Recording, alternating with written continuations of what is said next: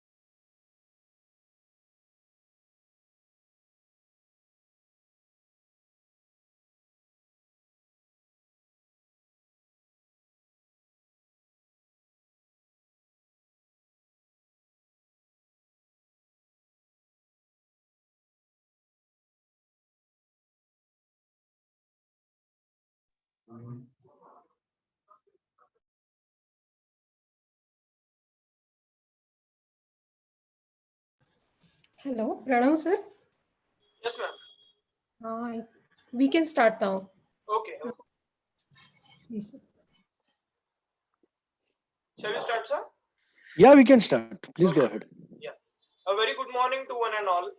I, Pranav Chipalgatti, on behalf of JSPM's Rajarshi Shahu College of Engineering, Department of Electronics and Telecommunication, heartily welcome you all for the first session of Day 10 of 2 weeks Faculty Development Program on Artificial Intelligence and its applications in Biomedical Engineering.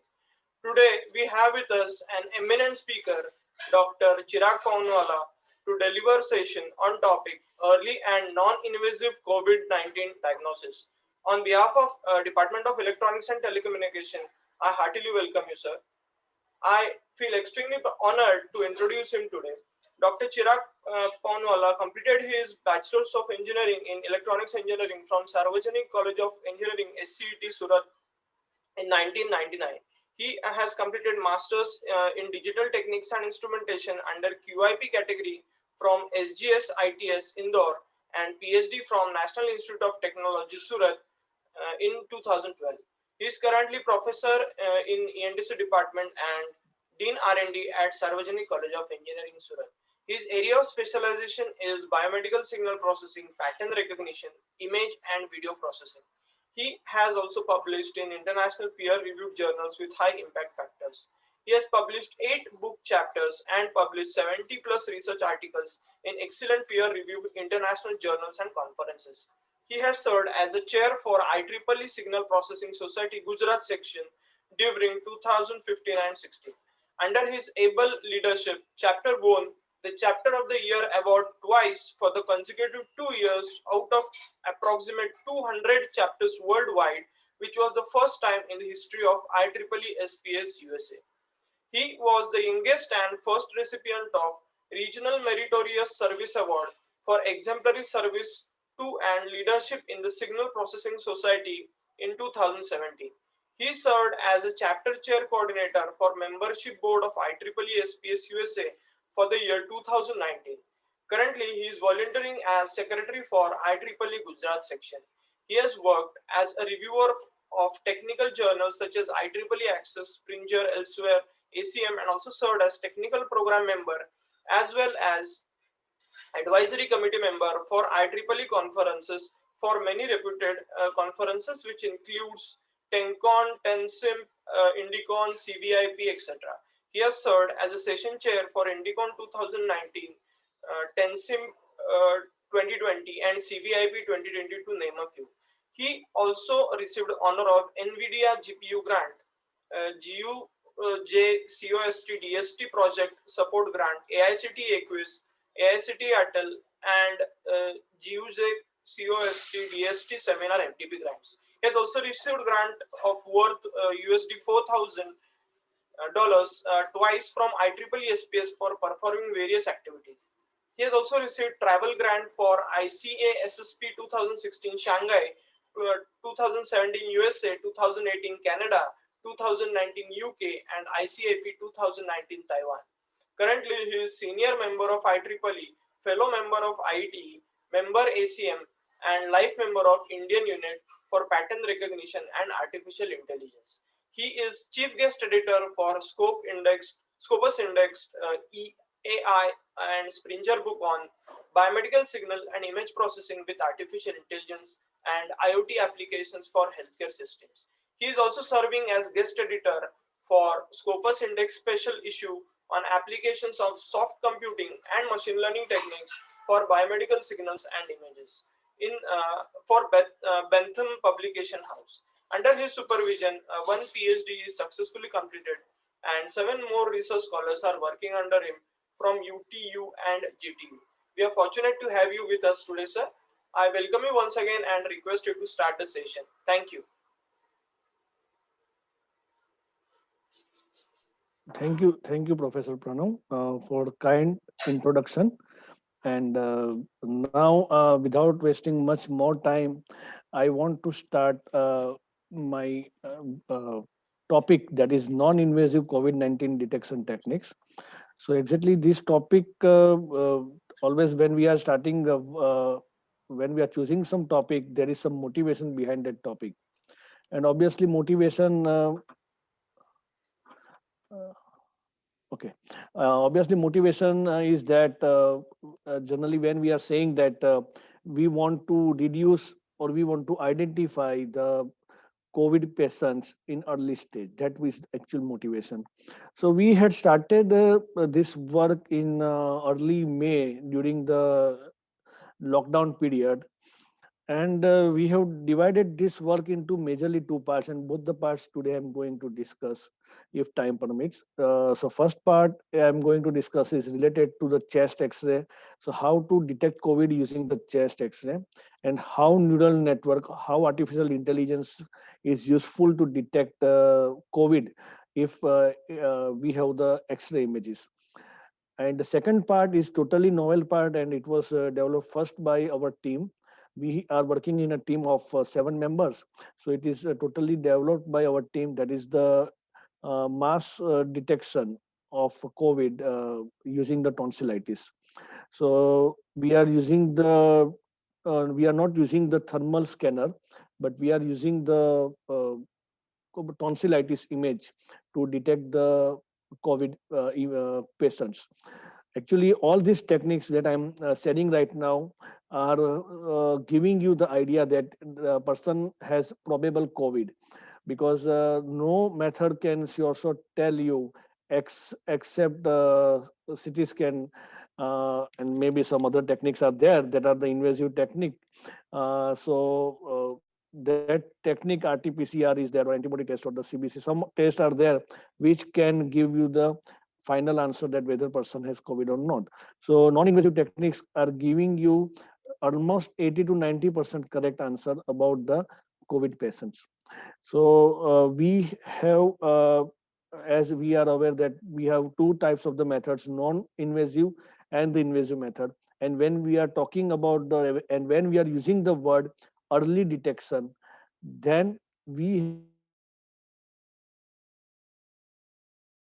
have obvious method is actually we studied chest x-ray as well as the tonsillitis detection. So based on these two techniques, we have started our work, and right now we did very nice progress related to this work. and still our work is going on. Now, why we are not using the thermal screening?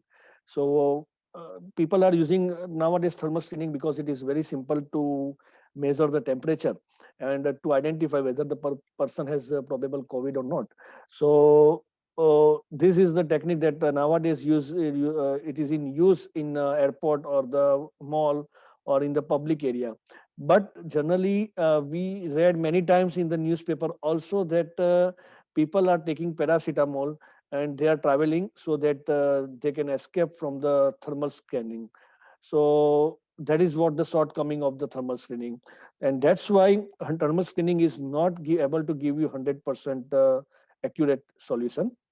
Now, but the tonsillitis is not able to hide. So tonsillitis is one of the solution. Now we have total three approaches that I am going to discuss if time permits.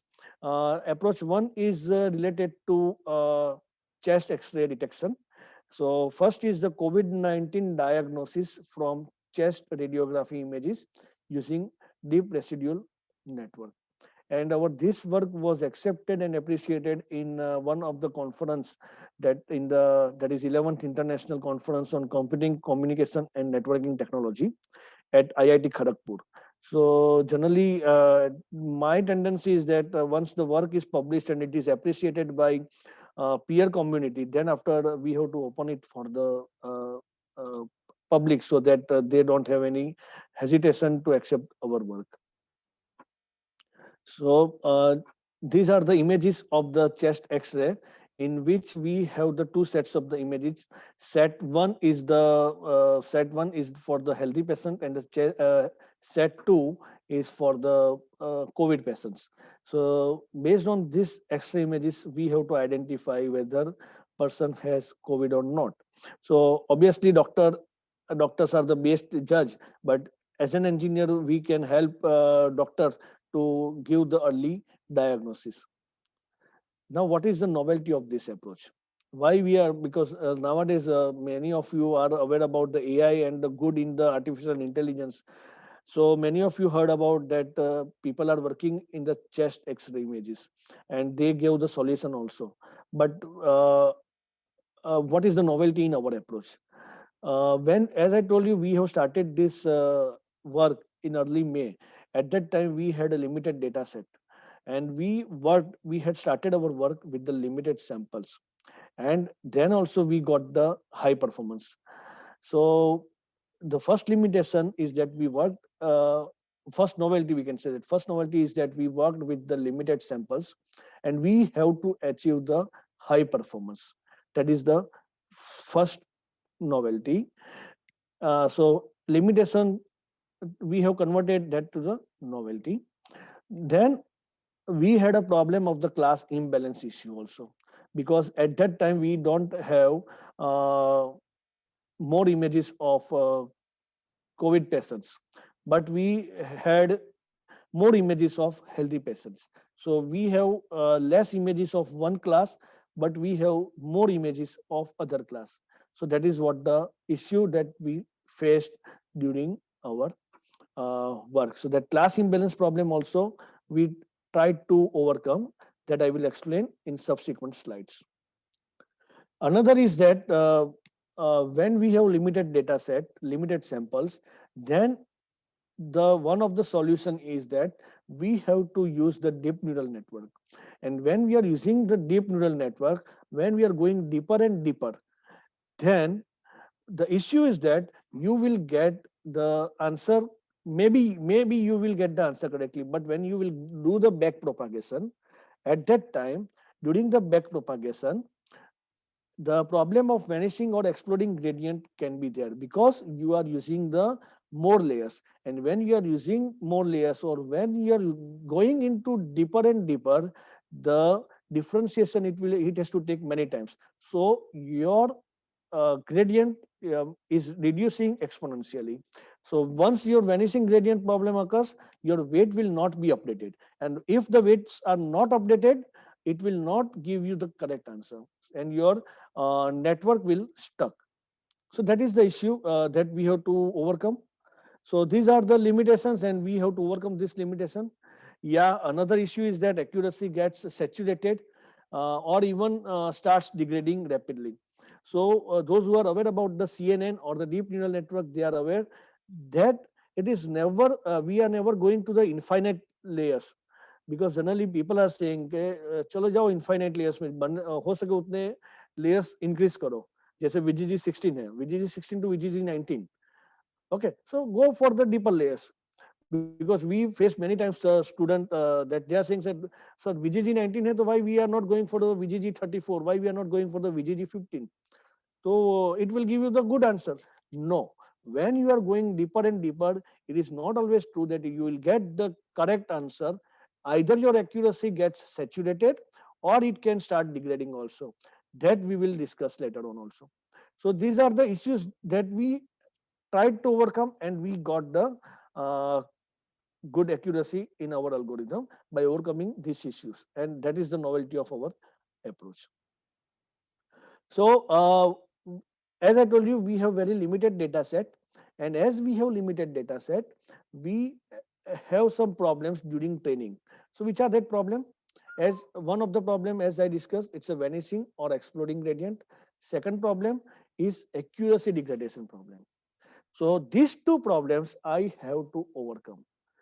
These are the two major problems that I have to overcome. So now next 25 to 30 minutes, I will talk about these two issues, and I will talk that I will discuss that how to overcome these two issues.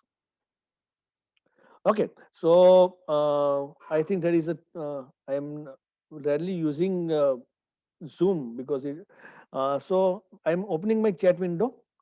Uh, okay, so here you can see that first thing, when we have convolution layers, three layer, at that time, we and then after fully connected layer and then softmax, we have some accuracy, and that accuracy I am saying that X. Okay, some accuracy that I am saying X. Now, uh, if I am increasing number of layers, that is three convolution layers and some of the identity layers, and then fully connected layers, and then soft mix. Can you tell me what should be the uh, accuracy? You can write down in the chat window. Participants can write in the chat window. Is accuracy increase or decrease, or it will remain same?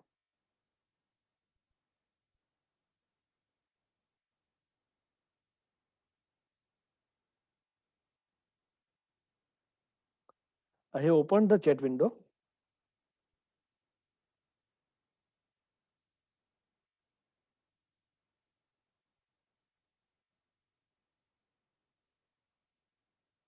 Okay, one answer I got. It's remains same. See, answer can be vague. You can tell as per your understanding. It's not an issue. But I want to check that whether you are alive or sleeping, because generally in online this is the case. Okay, so I am not able to accept some other answer. So I got one answer that is same, and that answer is uh, just a minute. Yes, answer is correct. Why it is X? Why it is same? The answer is equal. The accuracy is not degrading because we are just adding the identity layer. Identity layer means it will not adding any parameters. See, parameter is one of the part that when we are adding any layers, parameter increases. So if the parameters are increasing, then ultimately you have to dump your code or the training or your entire algorithm on the hardware, on the GPU. Okay, so when you are dumping your hardware on some GPU, suppose you are using Jetson Nano. Jetson Nano is the smallest GPU. Then it can not handle more parameters. So you have to reduce the parameter. So and you want the higher accuracy too. So you have to add the identity layer. That is one of the option. So identity layer is just a multiply by one. So you are adding the convolution layers, and then after identity layers, and you are getting the accuracy. Good. Okay, now I'm adding the removing the identity layers, and then after I am adding some of the convolution layers. Instead of identity layers, I am adding some of the convolution layers. So now, if I'm adding more convolution layers instead of identity layer, again I want the answer in the chat window whether my accuracy increases or decreases, or it will remain same. Okay, so I got the one of the answer that if more accurate convolution layer, we have the more accuracy. Is there any other answer I can expect? Okay, another answer that accuracy increases. Okay, good.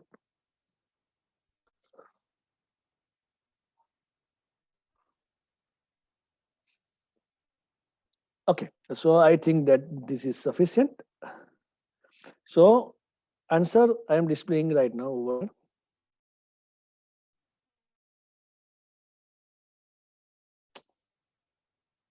Yeah, answer is that accuracy will be reducing. So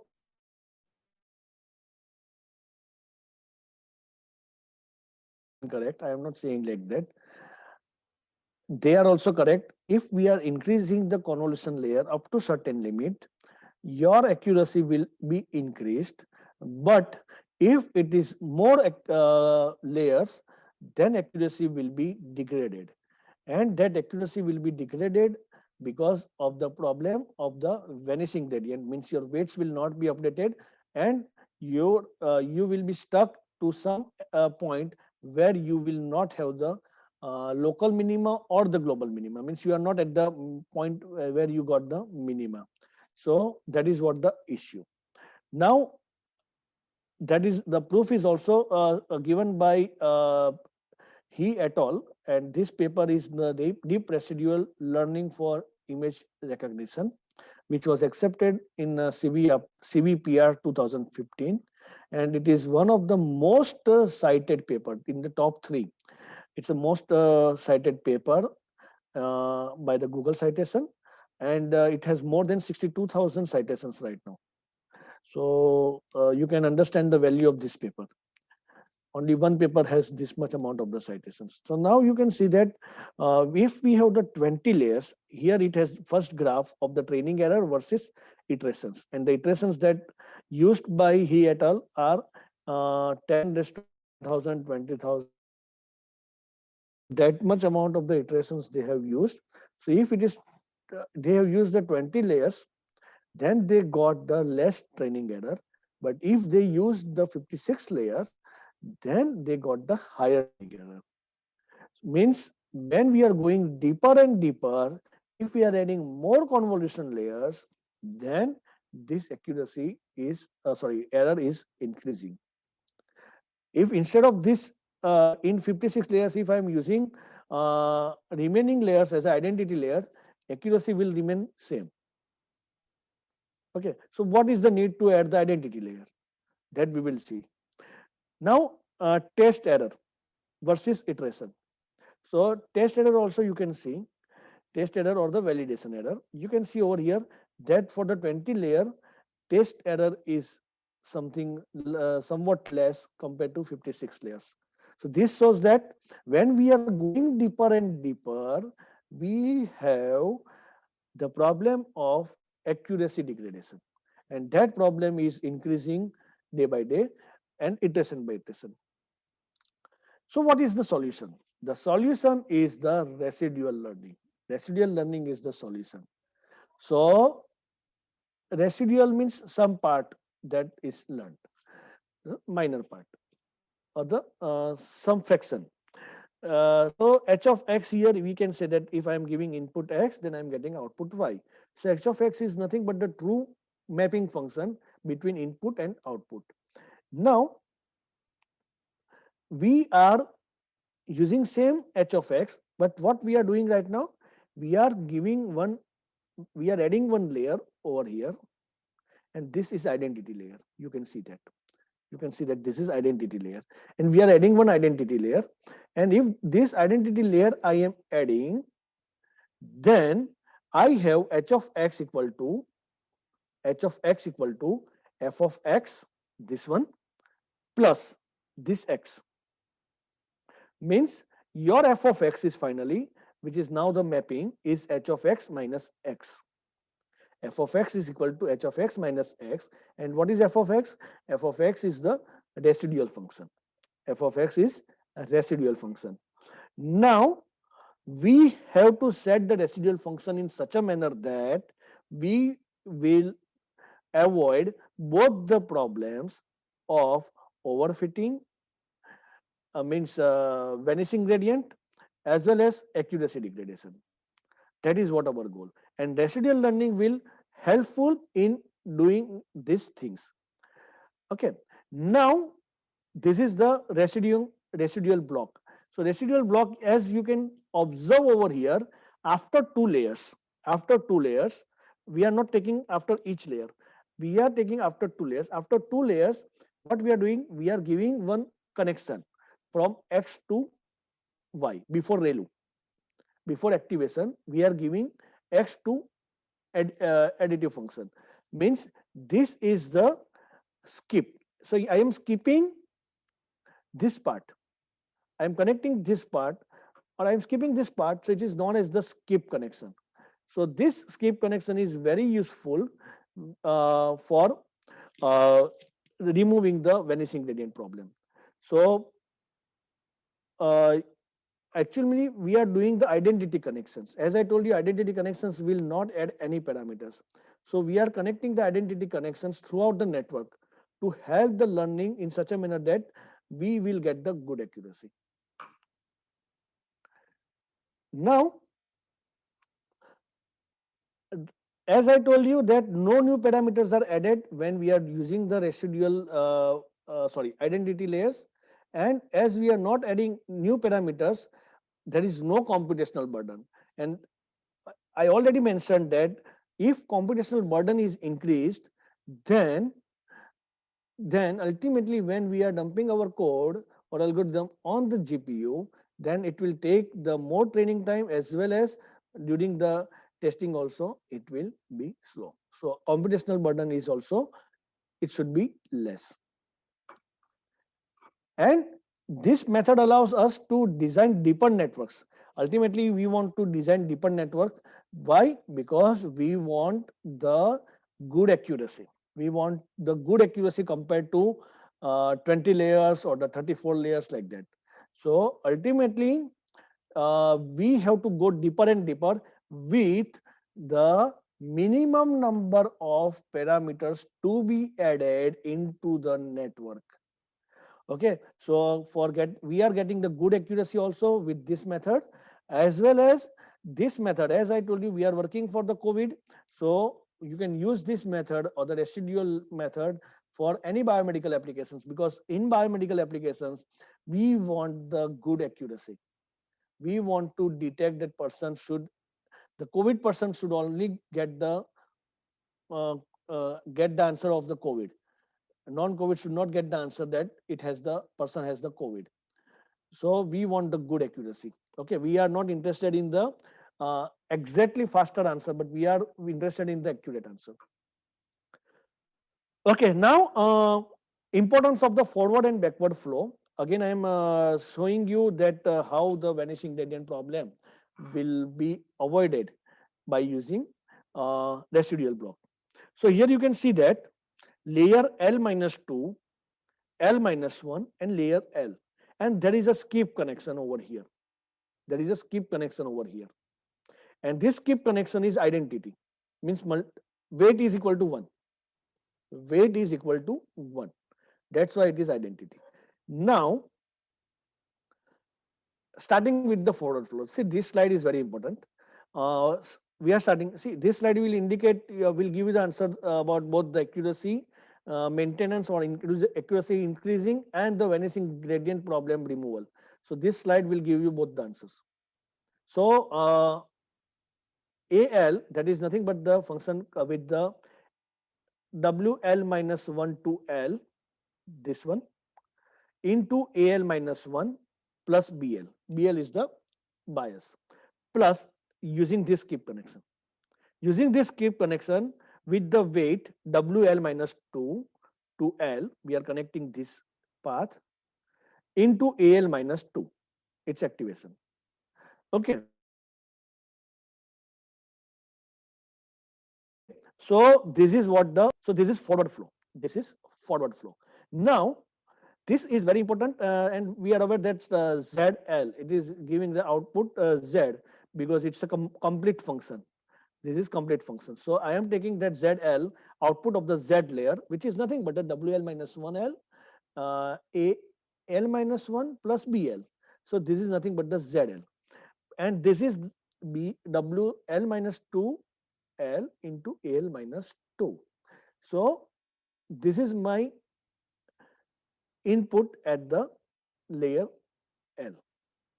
Now, now what is WL minus 2? WL minus 2 is equal to 1 over here. WL minus 2 equal to 1 over here. See, this, I am using this word now that are very important. Why WL minus 2 equal to 1? I gave you one answer, that parameters should be remain same. But if we are using the different filter size, if we are using the different filter size, then we have to change the weights.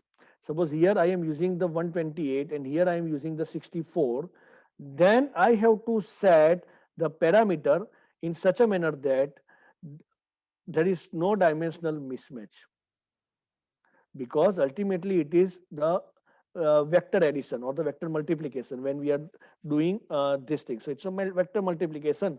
So when I have parameter mismatch, there is no scope to have the perfect vector multiplication, and I will not go ahead.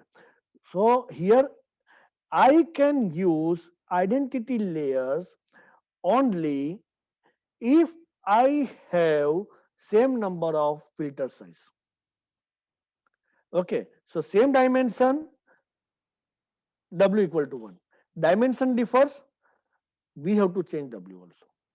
Okay, and that's why we are writing WL minus 2 over here. And in the subsequent slides, I will show when to change the value of W, when it will be affected to the network.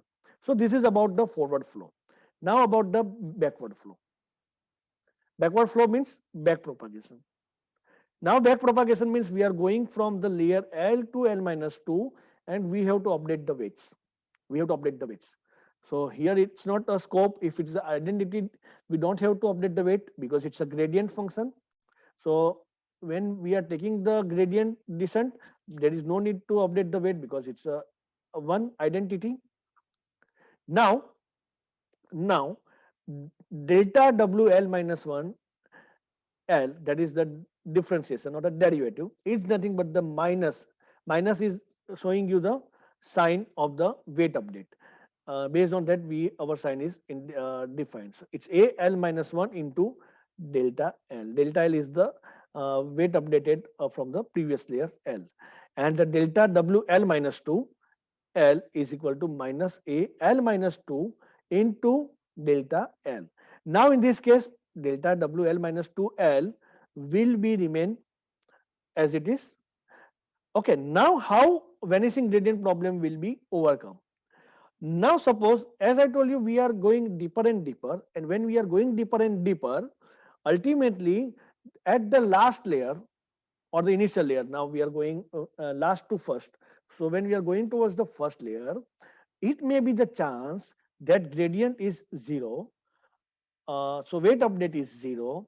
So ultimately we don't have the updated weight for the initial layers. And if the initial layers are not updated, obviously subsequent layers will not get that much fruitful answer from the initial layers. So that what now what we have to do, because this WL minus L delta WL minus 1L may be suppose 0. For example, it is 0. So who will help us? This skip connection will help us. This skip connection will assign the weight, to this layer, and it will give some weight which is there, original weight which is there, to the layer L, between layer L to L minus 1. And that's why at least there is no problem of vanishing gradient, and we can have scope of the weight update. And that's why there is no problem of vanishing gradient if we have skip connection. So it's very simple now that there is no problem of backward flow. As we have the uh, 50 layers, so always there is a skip connections from that 50th layer to the first layer. So obviously we are getting output from the 50th layer to the first layer through the skip connection, through the extra path. And that extra path will be very useful to update the weight when we have the vanishing gradient. Okay, now the ResNet architecture. This is the original ResNet architecture proposed by he et al. And you can see over here that they used, initially they have 34 layers plain architecture. They use the word plain architecture. And in the plain architecture, you can observe it's a 64 dimension, and then after they are going for the 128, and then after it is going for the 256, and then after it is going for the 512. They are going deeper and deeper, so they have to increase the dimension to get the good accuracy. Now they have proposed this architecture in the competition of ImageNet. So many of you are aware about the ImageNet contest, in which many architectures are proposed starting from 2012, and they are literally doing competition with the dataset given by the community. And in this dataset, there are 1,000 classes, and they have to differentiate 1,000 classes. They have to train their network in such a manner that there is a minimum training accuracy and they get the maximum outcome with the less computational complexity. And in 2015 ImageNet competition, ResNet architecture was winner with the less than 5% error. It was around 3% error, and it is actually the error of the yet our human brain also, that human training also. So they got the very nice answer, and the very less error. So they won that architecture. Sorry, they won that competition, and they won the COCO competition also on the COCO data set. So they won both the competitions in 2015. Now, because of the 1,000 classes, finally they have fully connected layers with the 1,000, and then after they have differentiated. That's all. That's where they were. So this is what the 34 layer, 34 plane layer. Then after what they did, they used their own architecture. In this architecture, they used the skip connection. There are so many work before 2015 who worked for the skip connection also, but he et al tried to identify the exact problem, and they got the good solution, and that's why it's a best paper right now. So they are using the skip connection with the identity weight. Okay, so यहाँ पे आप देखिए, you can see over here, when we have 64 layers and we are jumping the 2 layers, when we are jumping to 2 layers, we can see that we are just adding with the we are using the skip connection with the weight 1. Over here also weight 1, because we are jumping from the 64 to the 64. Then after again 64 to 64. So weight equal to 1. Over here 64 to 128. So it is indicated with the dotted line. It is indicated with the dotted line. Now, what is the significance of dotted line? In the subsequent slide, I will explain. Then after 128 to 128, again identity means solid line. Here again it's a solid line. Over here again it's a solid line. So 128 layers are there. When we are moving inside that layers, then we have solid lines. Again we are jumping from 128 to 256, so we have dotted line. And the same story is repeated over here up to 256. And when we are jumping from 256 to 512, we have dotted line, and then again solid lines. So they did the skip connection like this. And what is the significance that I have explained in the last slide, that it will increase the accuracy as well as it will maintain the uh, it will remove the problem of the vanishing gradient. So that already I have explained with the mathematical equation.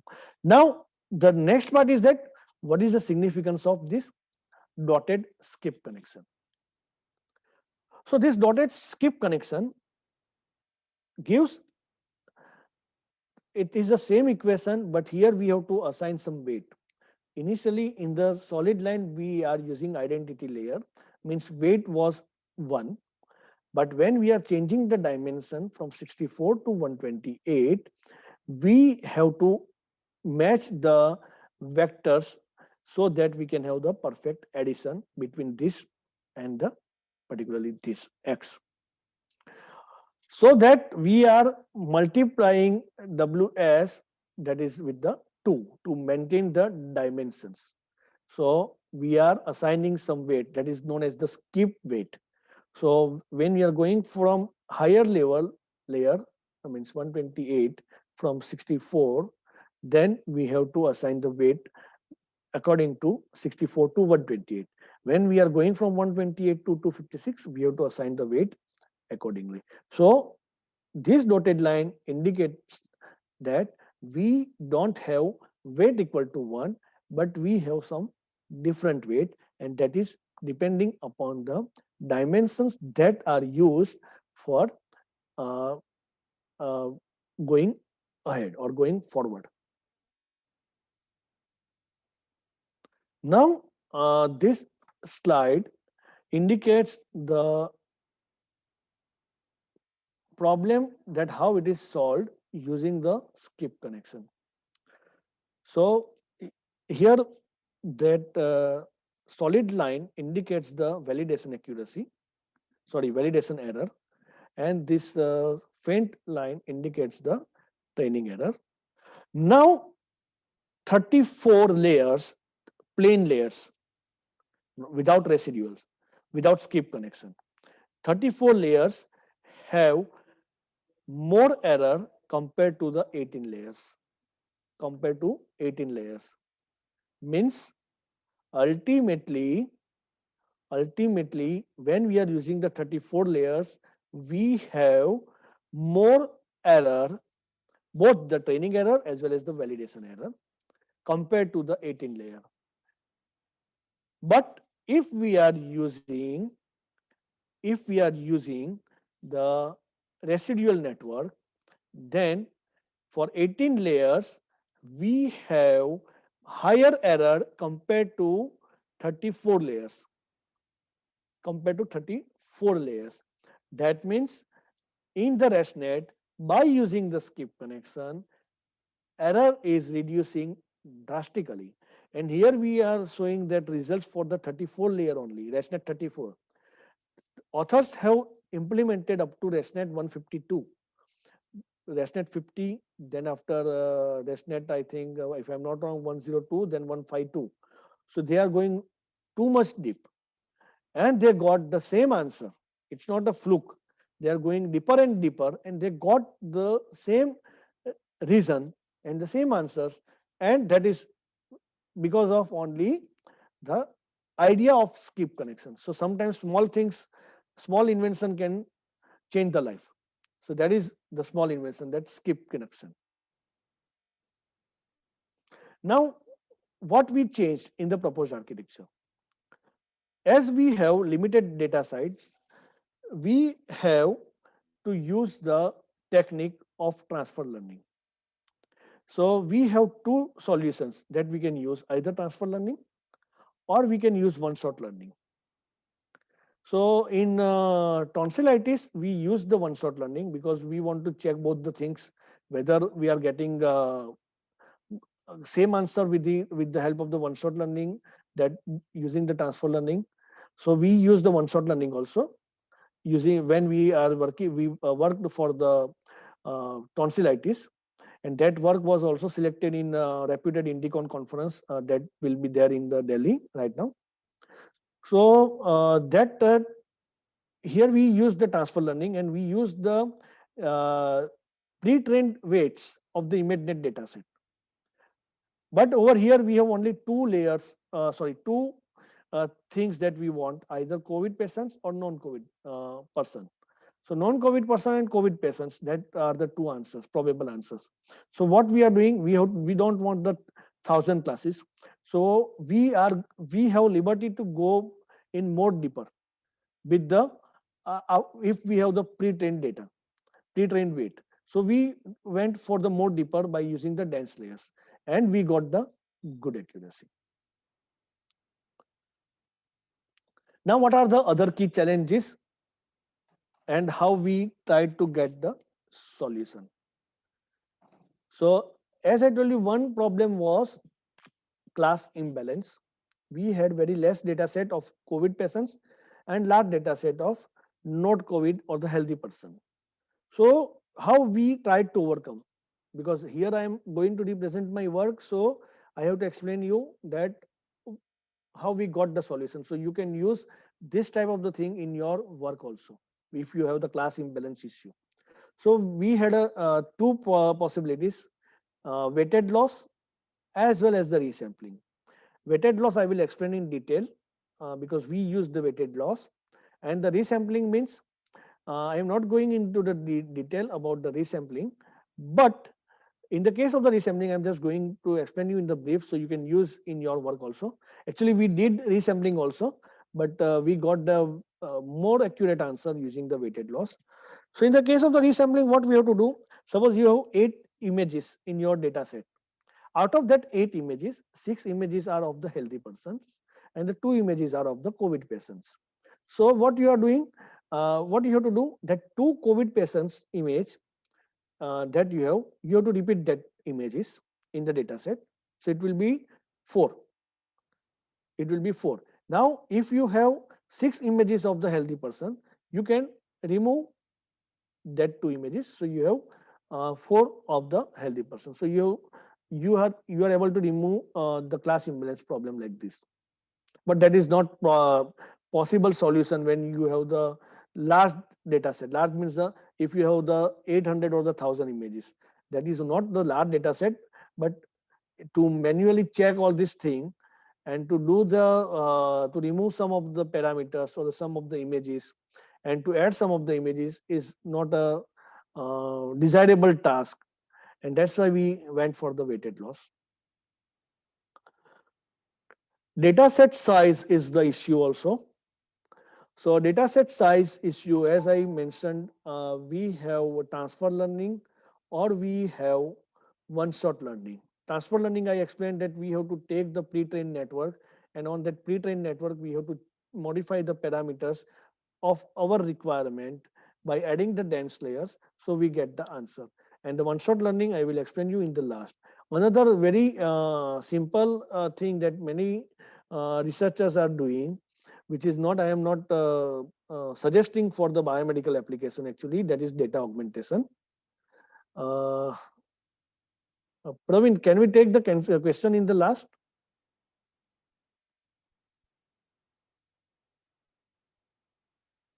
Uh, shall we take question in the last?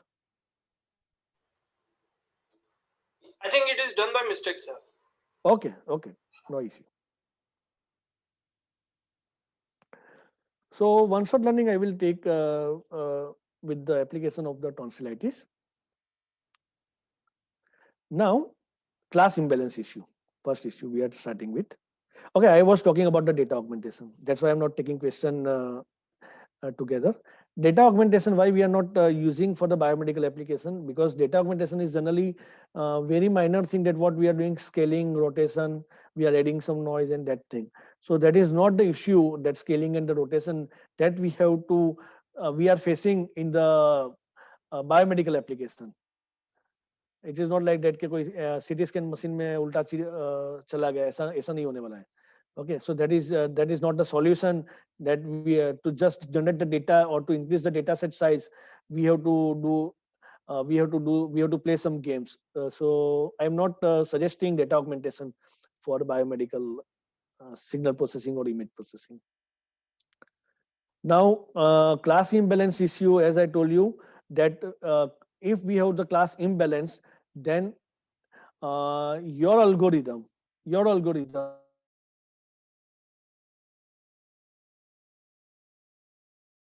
or the loss function and the lower value to the remaining class. So that is what the issue. Higher value for the dominant class and the lower value to the remaining class. And because of that, weight updates will be accordingly uh, towards the uh, higher value, means non-COVID persons. Other issue is that your learning is also bent towards the predominant class. So these are the two issues because of the class imbalance. Okay, so we have to train the model in such a manner that it will be giving the balanced answer. So generally people are using the binary cross entropy. So what are the limitation of binary cross entropy? Okay, so again I'm taking one example, and with the help of this example, if I think you will get 100%, you will get the idea that why we have to go for the weighted. So I am starting with the limitations of the binary cross entropy, and then we are going for the weighted. So this is the standard equation, which is well known, that are aware to us, that loss function is nothing but the minus of log probability with the label 1, and similarly for the label 0. So this is what the equation of binary cross entropy. Now this is the image of the COVID patient. My algorithm is saying that y cap is equal to 0.2. Actually, it should be 1. Label should be assigned 1. But my algorithm is saying it's a 0.2. Okay. So what I have to do? I have to find out the loss, and then I have to back propagate. That loss I have to find out, and I have to back propagate that loss. So what I will do? I am finding out the loss, and I am back propagating that loss. Okay. So this is very high loss. So my weight should be updated in such a manner that this loss should be 0. This loss should be, not should be, it must be 0. Okay. Now, suppose I have the image of healthy patient. In the case of the healthy patient, it is saying that zero point 0.7, it should be 0. But still, it is saying that 0.7 means there is a problem over here also. So I am finding out the loss, and loss is 0.52. I want this loss to the 0. I want to assign it to the label 0. Not loss 0. I want to assign the label 0.7 to 0. Means in both the case, I have the issue. I want to overcome this issue. Okay, so I have 8 images in the data set, as I told you. This is example, not actually. Actually, we have much more images in the data set. Suppose P1, first image, has the prediction probability. In the last slide, I took the 0.7 and the 0.2. Suppose I am taking that in each and every case, I have 0.5 prediction probability. That is y cap. I am getting the 0.5. Now, loss is 0.3. If you will calculate the loss using the equations that mentioned in the past slide, loss is equal to 0.3. Means if I am finding out the total loss, then for the COVID patients, the total loss is 0.3 multiplied by 2, that is 0.6. And the total loss for the non-COVID, means a normal person, is 0.3 into 6, means 1.8. So ultimately, loss is more for that normal person. So my algorithm will be trained, for these normal persons, because it is seeing more loss over there. So our optimization algorithm will be biased towards the normal patients and resulting in the class imbalance problem. Okay, so now we have to identify the solution. So what is the solution of class imbalance?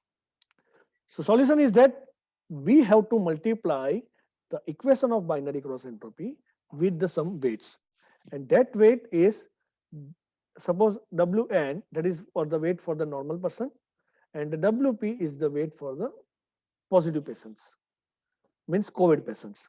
So normal person with the COVID patients, that weight should be multiplied in that manner. So opposite class. And the P means WP means positive, means COVID patients. So for COVID class, WP is the weight, and for the normal cases, WN is the weight. Okay. So and weight means it's a suppose six patients are of the normal, then six divided by total patients. Six divided by total patients means total person, not patient. Total persons means eight. Six divided by eight. And if there are two COVID patients, then 2 divided by 8. Okay, so now how we got the solution? How we got the solution? So it's a two, here you can see that same probability, prediction probability, and same binary weighted class, because of this loss, binary weighted loss is same. Now what we are doing in the same case, just it's a normal person. So we have two COVID patients. So 2 divided by 8 into 0.3. So I am getting the answer 0.075. I am getting answer 0.075. And similarly for the second, third, and the fourth case, we have 6 person from healthy class. So 6 divided by 8, that I have to multiply with the loss of the COVID patients. So it's a 0.225. So similarly, 0.075 over here, 0.075 over here, again 0.225 for the COVID patients and 0.075 for non-COVID person. Now again I have to measure the loss, and I want to prove that this algorithm works. So you can see that for the COVID, it's a 0.225 multiplied by 2. So it's a 0.45. So total loss is 0.225 multiplied by 2, because we have one over here, another over here. So we have to multiply by 2. And for the normal class, it's a 0.075 divided by 6. So again, it's a 0.45. So now you can see that we got the solution. So now there is no class imbalance. Though we have very less images of the COVID patients, then also we got the almost same loss that of the normal class. And if we have this type of the situation, if we have this type of the balancing, then only we can train our neural network. So these are the important things that we have to keep in our mind when we are training our neural network. Generally, what we are doing, we are just looking towards the sum of the thing which are giving here and there, or which are giving in the Kaggle, but don't do that thing. Just try to use the maths that can give you the better solution. Important thing is that data set. As I told you, deep learning is the data hungry. It requires more and more data set, so that it will learn, it will be trained correctly. So we have to use the standard data set. So if you are not aware, then you can check the IEEE data pot. IEEE data pot is giving the good data set, as well as we got the data set from the Kaggle's chest X-ray data set, that is 1341 normal persons data set and the 182 COVID patients data set. And then after, these are the epochs that we have learned. This is the batch size, optimizer, momentum parameters, learning, and all these things. As you can see over here, we have to take the only 10 epochs. We have to take over here only 10 epochs. Why 10 epochs? Because we use the pre-trained layers, pre-trained model. And as we use the pre-trained model, we don't have to waste our more time in the training. And this is what the output of our algorithm, that is the training and the validation loss. So we can see that training and the validation loss is reduced, and it is almost 0. Similarly, accuracy is also increased. Training accuracy is also increased, and validation accuracy is also increased. Now some of the performance parameters, only graph is not sufficient. We have to identify accuracy also. So some of the evaluation matrices that we used, that are sensitivity. Many of you are aware about this, that correctly predicted positives to the actual positive. So that is what the sensitivity, how sensitive is my algorithm. Specificity indicates that correctly predicted negatives to the total number of negatives. Then after, positive prediction value, PPV, true positive, that it gives the idea about that probability that patient is infectious. So it's a true positive divided by true positive plus false positive. Falsely we are identifying that person is positive. And negative predictive value means probability that a patient is healthy. So here true negative means we want the patient healthy, divided by true negative plus false negative. Patient is COVID, but we are identifying that patient is non-COVID. And FNR, similarly, number of positive samples tested as negative, that is false negative, to the total number of positive samples. Accuracy, total positive plus total negative divided by total positive plus false positive, true positive plus true negative divided by true positive plus true negative plus false positive plus false negative, means all the samples. So accuracy should be as high as possible, PPV should be as high as possible. F1 score, generally people are measuring for measuring the overall performance. So we also use the F1 score. These are the parameters that we got, or the results that we got. Accuracy around 98%, PPV around 99%, and all this thing uh, is appreciable because we worked with the very limited data set. If we have the large number of data set, then we can achieve more accuracy as well as the more PPV also.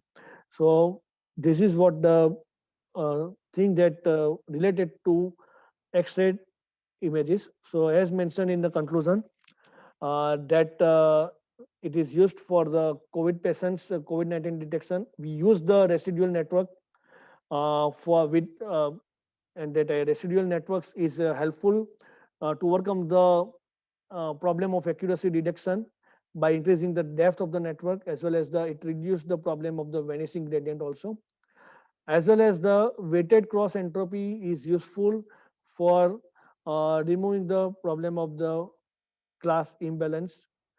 And as mentioned, that we got the good performance accuracy also uh, in the all the performance parameters too. So this is related to my work for the X-ray images. Now I want to ask to the coordinator or the session chair that should I start with the tonsillitis or there are some questions? You can start, sir. Okay, thank you. So obviously I have 10 minutes more, and this topic is very interesting. So I am not going in the depth of the basic approach. I am going the depth of the one-shot learning, because here my task previously when I took the session, I took it in such a manner that I am explaining the code also. But here we have time limitation and so many things to demonstrate. So I'm not explaining the code, but I am explaining the method only, that how we detect COVID using the tonsillitis, and that is the novel approach which was proposed, which was unique. Not, I am not saying that proposed by ourselves only. And for all this work, we have one doctor associated with us to authenticate the results. Actually, team of doctor, but one doctor is on the panel with us. Mean that is the key person. She was for the work also. Now, what is tonsillitis? Tonsillitis, as many of us are knowing, that tonsillitis are the tonsils that are on the that are two oval-shaped tissues on the back of the throat, and both are on the opposite side of each side of the uvula. This is the uvula, and on each side we have the tonsil.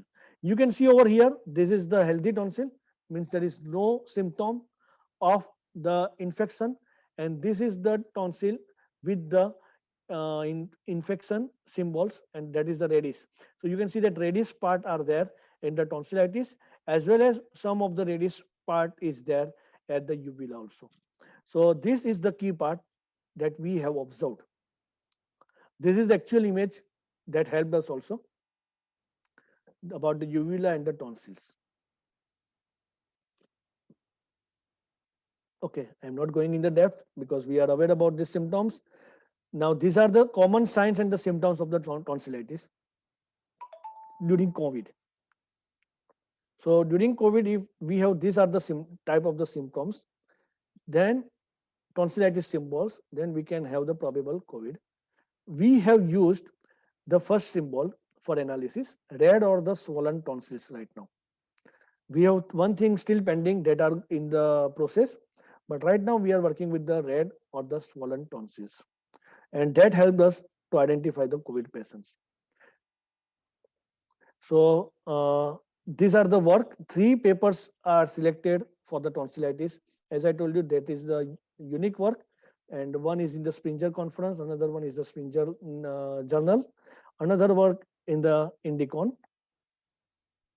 Now, initial work I am explaining you in the very brief.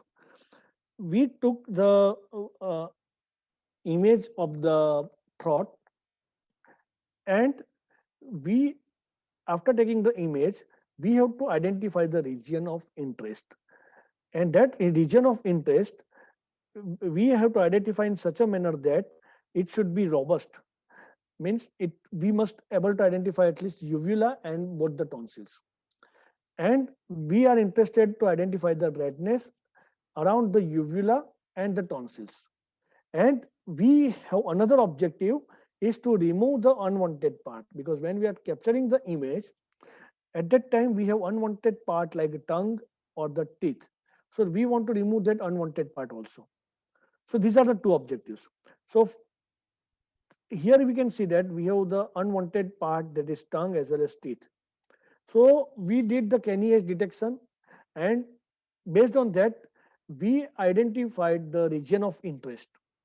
And in the region of interest, this is the green box. This green box is showing the region of interest, but still this red box is showing the lips as well as some of the unwanted person. So we want to remove unwanted portion from the region of interest also. So we have prepared one mask, and we are rotating that mask on the image or the region of interest in such a manner that that template, when it is perfectly meshed, when the template is perfectly meshed, we got the maximum correlation coefficient. So once we got the maximum correlation coefficient, we are extracting that portion and we use that portion for the analysis purpose. So that is the pre-processing type of the task. Then after we are using the HSV color space, not RGB. As you are aware that RGB is the illumination variant and HSV is not illumination variant. That's why we use the HSV. Okay, and we are interested to find out the redness near the uvula. So here you can see that first image is of the COVID patient. This is the real image that we have captured. How we captured that also I'm showing you. And this is the redness that observed using the HSV color segmentation. And this is the image of the healthy person. Here there is no redness. So this way we can identify the, based on the red pixels, we can identify the person is infectious or not. So this is simple image processing based approach. Here we have 180 images of the tonsillitis, and that is labeled and categorized in the normal, pharyngitis and the tonsillitis. And that is with the help of the team of doctors associated with us. And then after we did the appropriate pre-processing, just like removal of the noise or the removal of the lightning or the setting of the lightning, that pre-processing is always required when you have your own data set. This is the data set preparation, the way the data set is prepared, because that question is generally in your mind, maybe you are asking or not, that how to capture the data set. we are not going nearer to the COVID patients, but COVID patient can take their own, his or her own image. So that's where we can have the data set. These are the images that are captured in the real life.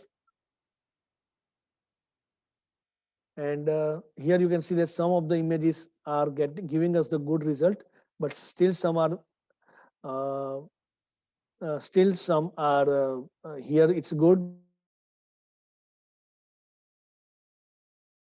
but some are the uvula or the one of the tonsillitis. This is the evaluation matrice for the tonsillitis. So I'm not going for the pharyngitis. Pharyngitis is not for this particular presentation. Here we have 90% sensitivity and accuracy is only 87%. And as I told you, we are interested in the much more accurate answer. In the biomedical application, we are not interested in the accuracy which is less than 95% at least, as per my understanding. And it is 87%. But always we have to start the work with the scratch. So now we are going for the deep learning based approach. In the case of the deep learning based approach, as I told you, we have the limited amount of the data, and we have to work with that data set only. So we work with this motto that less is more, and with this motto we got the our accurate answer. So one shot learning we used, generally one shot learning people used for FaceNet. It was invented, one shot learning was invented by Google team in 2016 or 15, and it was for the limited data set of the FaceNet. But later on, many researchers mold that application for the different data set, different applications like signature verification and other. So in the one-shot learning, what we are doing in one-shot learning, we have the two neural networks. One network in the one network we are giving the image of the test data. In another network, that another one network we are giving the test data, that means the live data. In another network we are giving the data from the data set, image from the data set, and then after we are getting the answer, we are matching the answer using both the images. So how it will work? So reference image can be, reference image means the data set image that can be normal tonsillitis or pharyngitis. And we have to identify, suppose I want to identify whether person has COVID or not, then my test image is, it should be nearer to the data set image. Means Euclidean distance is the solution which will identify the answer from both the networks. Suppose first network is giving y cap is equal to 0.8 because I am assigning label 1 for the COVID patient. Second network is also giving y cap equal to 0.9, means Euclidean distance is less. Now, how much less I want? Suppose I am saying that if answer is 0.2, less than 0.2, then that is the desired answer that you have to prove. So if y is equal to 0.8, y cap equal to 0.8 from the first net and y cap equal to 0.9 from the second net, and now the difference is only 0.1, then we can say that the person is COVID. So this is the block diagram of the Siamese network. See, one-shot learning is generally done with the help of the Siamese network. So pre-processing task we have to do, and the pre-processing task can be done by the bilinear interpolation. And that bilinear interpolation we used because we want the early answer. You can use the bicubic also for just the data size balancing. Then convolution layers, loss calculation. I think you already studied loss calculation in the how to calculate the loss in your this particular FDP. Then we have to do the similarity check. Similarity check we can do with the help of the Euclidean distance. Now, Siamese means twins. Twins means no difference. Weights must be same. Layers must be same. Filters must be same. Each and everything must be same. And if all the things are same, for both the networks. There are two networks you can see.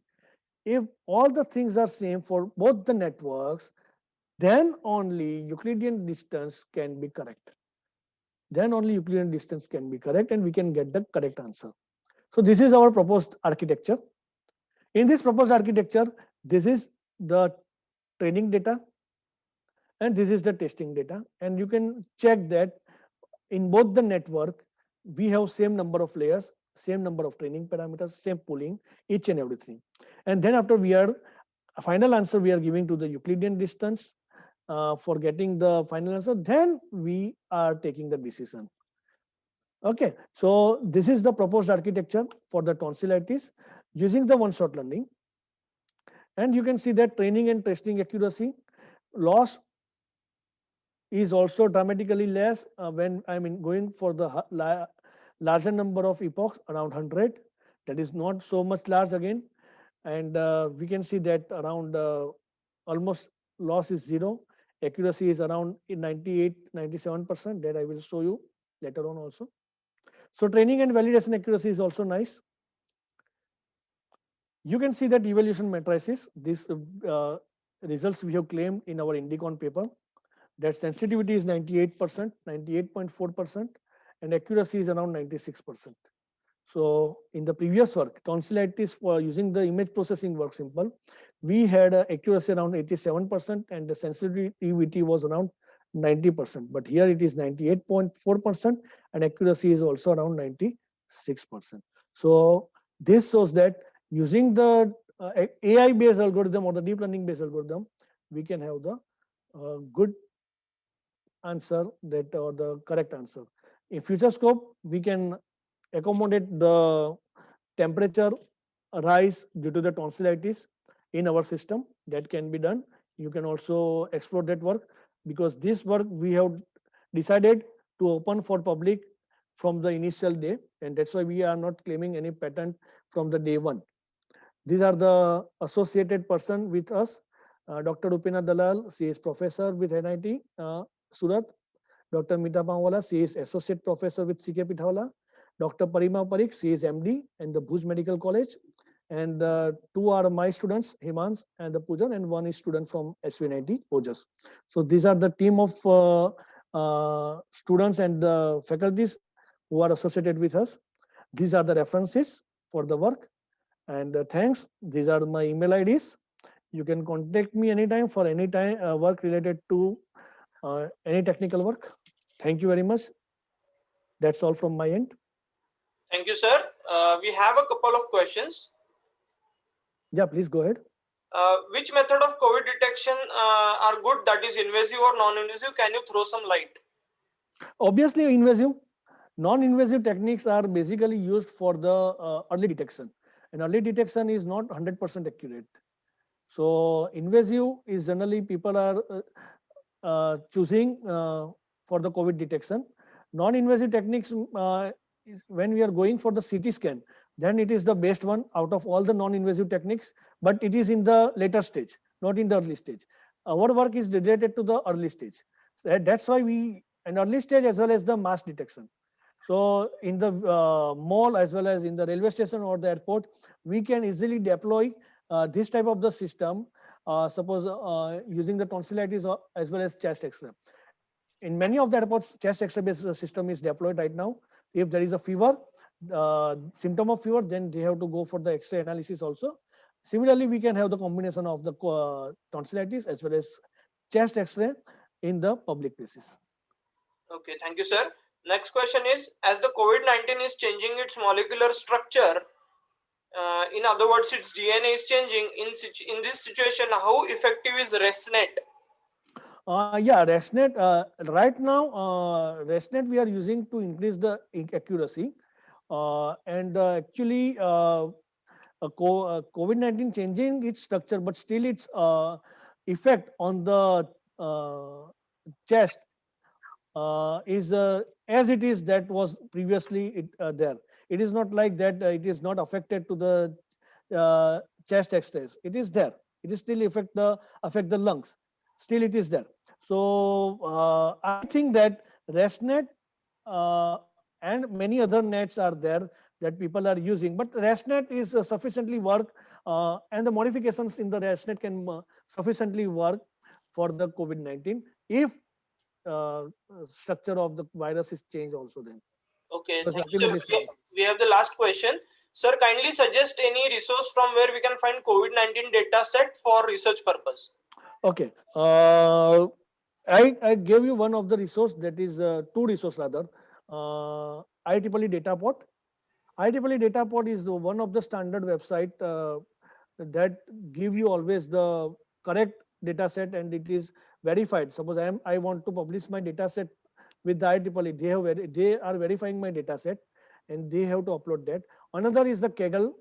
Kaggle is also giving you the data set, but I am not relying on the data set generally from the Kaggle. But these are the two things that can do domain that to place that they can give the data set. Other are the things, suppose you have to contact to the researcher. Suppose you want to work with the chest x-ray, you can contact to the author, and the author may be generally first author. Generally author is giving you the data set, but that is our responsibility, that suppose you are taking the data set from some author, then you have to cite his or her paper. Okay, thank you, sir. With this, we are at the end of the session. We'll conclude with the vote of thanks. I, Pranav Chipalkatti, on behalf of GSPM's Rajarshi Shahu College of Engineering, Department of Electronics and Telecommunication, heartily thank Dr. Chirag Paunwala for sparing his valuable time and sharing his experience with us. He has thoroughly explored the area of COVID-19 analysis in detail. He has aptly discussed the problems and solutions in implementation. Thank you, sir. Thanks a lot. We look forward for a strong collaboration with you in near future. Thank you, sir. Thank you, Professor Pranav, and same here. I like the session lot. I like the question. I like the management. I like the way you have managed and your coordinators have managed the show. Thank you very much from my side and from my institution side. Thank you once again. Thank you, sir. Thank you, Chirag, sir. It was very wonderful session. Thanks a lot, sir, Thank you, Madam Swati Madam. for Thank you. sparing your valuable time with us, sir.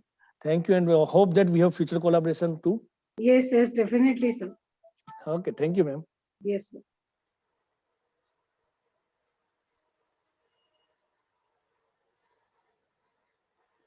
Participants are requested to join at 10:40.